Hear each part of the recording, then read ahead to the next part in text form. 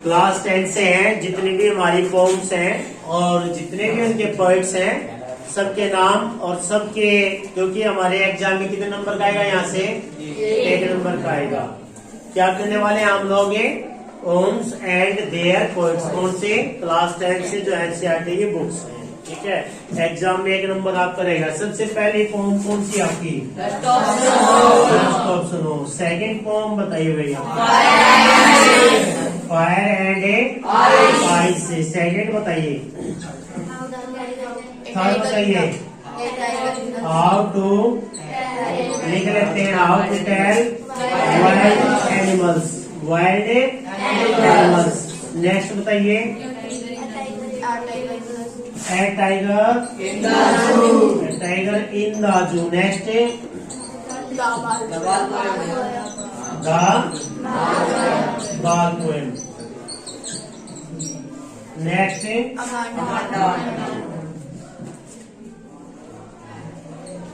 Next trees. Next fog. और for Anne Gregory. और एक और है ये, उसको लास्ट में देखते हैं। तो कितना आसान है बेटा इसको याद करना। डस्ट ऑप्शन होगी, कौन है, रॉबर्ट फ्रॉस्ट के नाम से आपने 9th क्लास में पढ़ी है ना पोम। 11th में भी, 9th में भी, 12th में भी आएगी इसके नाम से। इसके भी कौन है भाई साहब, अब यहाँ पर आ जाए बेटा, how to tell wild animals. क्या है इसके, बेल्स। अगला, लेस्ली नॉरिस। अगला,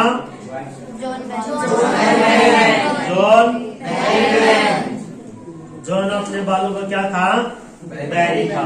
एमेंडा, रोबिन क्लेन। अगला, एड्रीन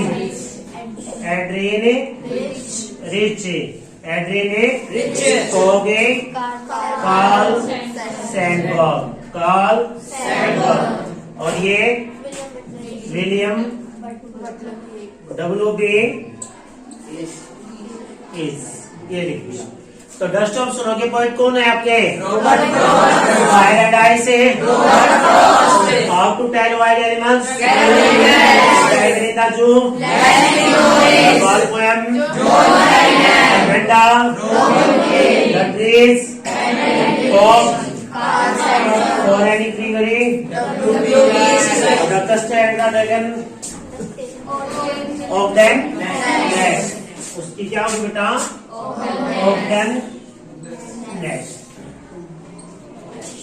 सबसे इम्पोर्टेंट देखिए, अगर आप इसको इन दोनों को भी अच्छे से कवर कर लेंगे ना, इन दोनों को, और एक इसको कर लोगे कस्टर्ड ड्रैगन वाली को, तो इसमें से आपका 5 नंबर का आ जाएगा।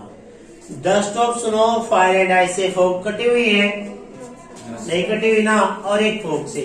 अगर ये सिंपल्स भी आप बेटा क्लियर कर लेते हो ना, तो आपके स्टांजा 5 नंबर के आएंगे। और एडिशनल क्वेश्चन होते हैं वो भी कितने नंबर के आते हैं बेटा, पोम से 10 नंबर के आते हैं। तो 10 + 5 कितना, सेक्शन कितने नंबर का रहेगा, इसमें से पोएट्री सेक्शन में से 15 नंबर का रहने वाला है। 1 नंबर का तो आपका यहीं से होगा, name the pome and the poet से। सबके आपको नाम याद है, सबके आपको पोएट के नाम और इसके पोएम के नाम याद है। तो ज्यादातर दिक्कत क्या होती है, देखिए डस्ट ऑफ सुनो में क्या है, जिस तरीके से कोई ने मुझ पर क्या गिराया, डस्ट ऑफ सुनो, इस पेड़ से हेमलॉक ट्री मतलब एक धतूरे का पेड़। किसको रिप्रेजेंट करता है ये, पॉइजनस को। किसको बेटा, पॉइजनस को। इसमें ये है कि एक पोइट जो है, कवि जो है, धतूरे के पेड़ के नीचे बैठा हुआ, किस मूड में बैठा हुआ, मूड में बैठा हुआ है। क्या होता है अचानक से, एक crow fell down the dust of snow on the hemlock tree. क्या बच जाता है उसका, दिन का part. Some parts of the day saved from this act, यानी कि उस कार्य से क्या हो जाता है, उसके दिन का कुछ भाग बच जाता है। किस कार्य से बच जाता है? डस्ट ऑफ स्नो जो उसने क्रू ने गिराई थी। ये तो इसमें आएगा बस। इसके क्वेश्चन ये आते हैं, where was the crow sitting, where was the poet, यही आते हैं बस क्वेश्चन कि पूछ लिया जाता है कि भाई वो कहाँ पर था, क्या था, क्रू ने क्या किया, पोएट का क्या होगा इससे। और नेक्स्ट क्या है, fire and ice. Fire and ice में क्या है, इसमें भी दो ही आपके स्टांजास यूज होते हैं ना। सम से कुछ कहते हैं कि लोग the world will and with fire, कुछ कहते हैं कि दुनिया का अंत आग से, और कुछ कहते हैं आग से होगा। अकॉर्डिंग टू बाइबल इसमें आपको लिखना पड़ेगा बाइबल के अनुसार, ठीक है। आप इसमें एक आ जाता है कि पोएट किन के साथ खड़ा है, स्टैंड किन के साथ है, तो आपको बताना पड़ता है कि भाई एट किसका मतलब है ना, और डिजायर किसका मतलब है, फायर और आइस, इन दोनों का ही मतलब आपको बताना पड़ता है कि किसको रिप्रेजेंट कर रहे हैं। How to tell wild animals, इसमें आपको एनिमल्स के बारे में बताना है ना कि भाई एनिमल्स, अगर आपको एशिया के पूर्व के भागों में जाने का मौका मिले तो आप कैसे बताओगे कि भाई ये कौन सा टाइगर है, उसमें बेटा कैमिलियन के बारे में है, उसमें टाइगर के बारे में है, उसमें एशियन लायन के बारे में, बंगाल टाइगर के बारे में है, ठीक है। उसमें यही बताना है कि भाई जिस स्पॉटेड हो, है ना, येलो बॉडी हो, तो आप क्या समझ जाओगे, जो आपकी तरफ घूर रहा है आप समझ जाओगे बंगाल टाइगर है, इस तरीके से। और इसमें क्या है, टाइगर इन द जू में एक टाइगर है जो गुस्से में है, जो उसमें पिंजरे के अंदर है, और जो इधर उधर क्या कर रहा है, वो मूवमेंट कर रहा है। तो दो तरीके से इसमें कहा गया है कि जो टाइगर है वो जंगल के अंदर है, वो उसको कहाँ पर होना चाहिए, है ना, कहाँ पर होना चाहिए, नियर द वाटर फॉल के पास होना चाहिए ना, जहाँ पर क्लम्प डियर क्या करते हो, पास करते हो। और घास ऐसे जिसमें फिसल कर उसमें से जास के आसानी से उनको पकड़ सके। द बाल पोएम में क्या है, एक बच्चा उसकी क्या करती है, बॉल गुम हो जाती है, बॉल वो बैठा रहता है और देखता रहता है बॉल के बारे में, जहाँ हो गई है।